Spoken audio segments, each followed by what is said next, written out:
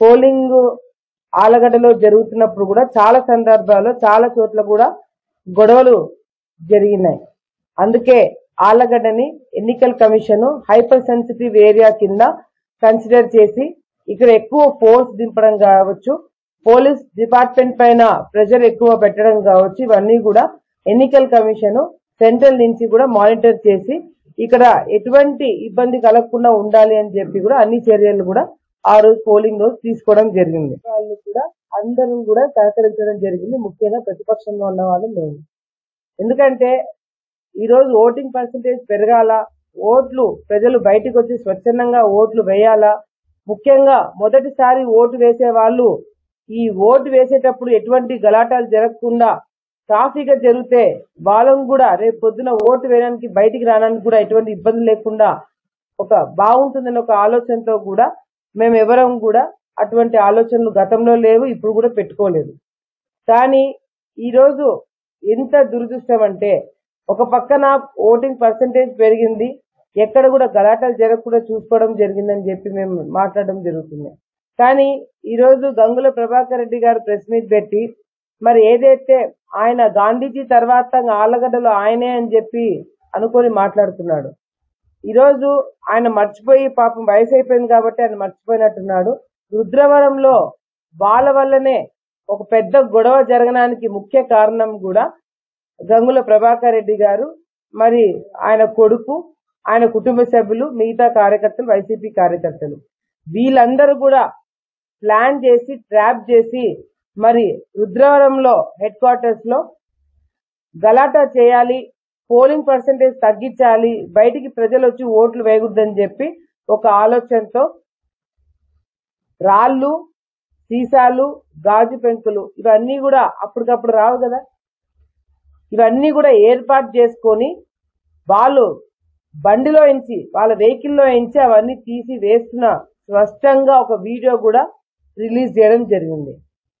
మరి వాళ్ళ వెహికల్లో గాజు పెంకలు, గాజులు, సీసాలు, రాళ్ళు ఎందుకు పెట్టుకున్నారు అని గాంధీజీ గారిని అడుగుతున్నాం మేము ఈరోజు. మరి ఏ గాంధీజీ, ఆలగడ్డకి గాంధీజీ ఈరోజు ఏ గొడవల గురించి మాట్లాడుతున్నారో, దేని గురించి మాట్లాడుతున్నారో, ఆలగడ్డ ప్రశాంతంగా ఉండాలంట కానీ వీళ్ళు మాత్రం గొడవలు చేయొచ్చంట. ఆలగడ్డ ప్రశాంతంగా ఉండాలంట కానీ వీళ్ళు మాత్రం గాజు పెంకలు, గాజు గ్లాసులు, తర్వాత రాళ్ళు పెట్టుకుని కార్లలో తిరగచ్చంట. ఆలగడ్డ ప్రశాంతంగా ఉండాలంట, ఈసీ ఇచ్చిన పర్మిషన్ ప్రకారం క్యాండిడేట్ వెనకాల 2 బండ్లు ఉండాలంటే వీళ్ళు 10 బండ్లు పెట్టుకొని తిరుగుతారంట.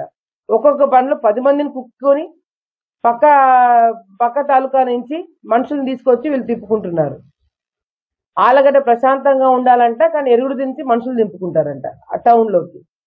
కానీ ఇవన్నీ మాట్లాడుతుంటే నిజంగా గంగుల ప్రభాకర్ రెడ్డి గారు మాట్లాడుతుంటే ఆయన ఇంకా ఈ 5 సంవత్సరాలు నిద్రపోయి ఇంకా లేచినట్టుగా లేరు, ఇంకా కలలు కంటున్నట్టుగా అనిపిస్తుంది.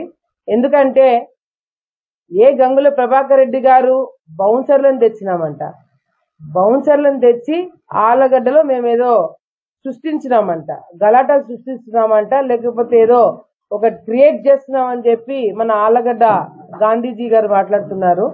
నిజంగాంటే నేను ఆలగడ్డ గాంధీజీ గారు అయిన గంగుల ప్రభాకర్ రెడ్డి గారిని అడుగుతున్నాను, ఆలగడ్డలో నేను పోలింగ్ రోజు బయట తిరుగుతున్నప్పుడు కానీ, నేను కానీ, నా తమ్ముడు జగత్ విఖ్యాత్ రెడ్డి కావచ్చు, లేకపోతే నా కుటుంబ సభ్యులు కావచ్చు, నా భర్త కావచ్చు, మేము బయట తిరుగుతున్నప్పుడు ఏ ఒక్క బౌన్సర్ అయినా, ఏ ఒక్కడైనా ఎవరి కంటికన్నా కనిపించినారా?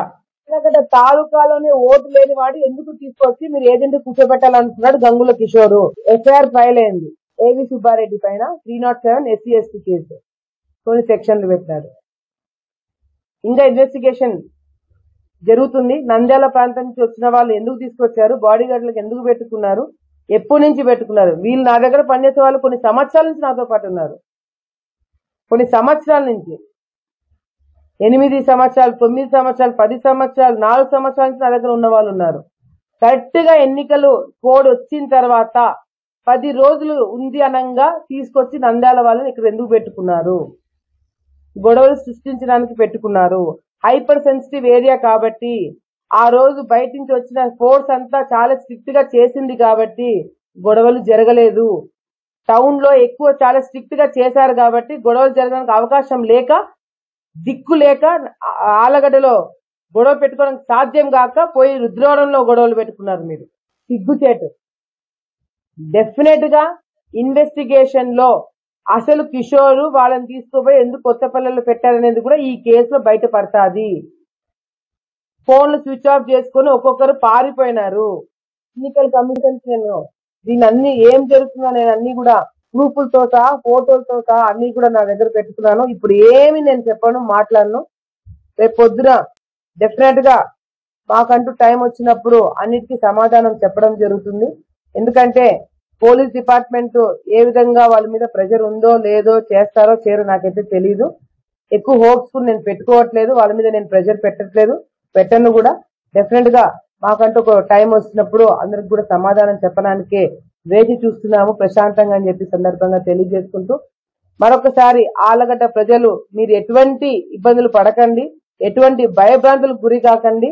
ఆలగడ్డలో మళ్ళీ ప్రశాంతంగా వాతావరణం ఉండేటట్టుగా మేము చూసుకుంటాము.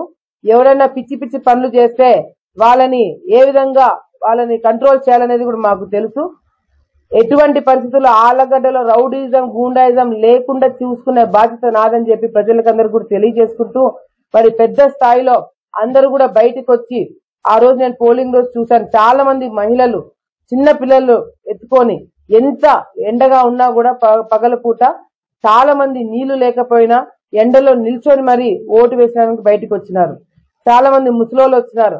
యువత చాలా మంది యువత ఫస్ట్ టైం ఓటర్స్ కూడా కంపల్సరీ ఈసారి మనం ఓటు వేయాలా, మన బాధ్యత మనం నెరవేర్చాలా అని చెప్పి ఒక ఉద్దేశంతో ఆలగడ్డ ప్రజలు ఆంధ్రప్రదేశ్ ప్రజలందరూ కూడా బయటకు వచ్చి వాళ్ళ ఓటుని ఉపయోగించుకున్నందుకు ప్రతి ఒక్కరు కూడా పేరు పేరున నేను ధన్యవాదాలు తెలియజేసుకుంటూ వాళ్ళు ఎటువంటి నిర్ణయం ఇచ్చినా కూడా మేము స్వాగతం పలుకుతాము. కానీ ఆంధ్ర రాష్ట్రాన్ని కాపాడడానికి వాళ్ళు సరైన నిర్ణయం తీసుకున్నారని చెప్పి